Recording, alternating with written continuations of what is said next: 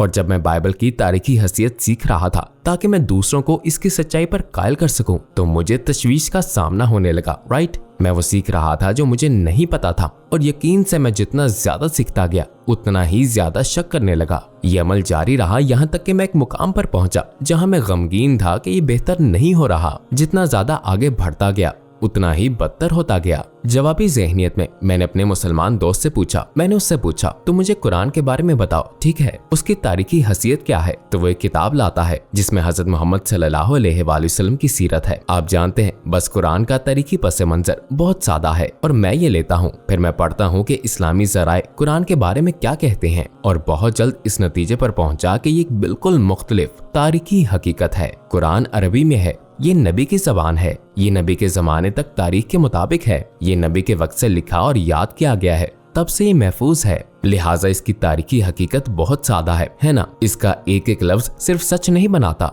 मगर ये इसे मुस्तनद भी बनाता है।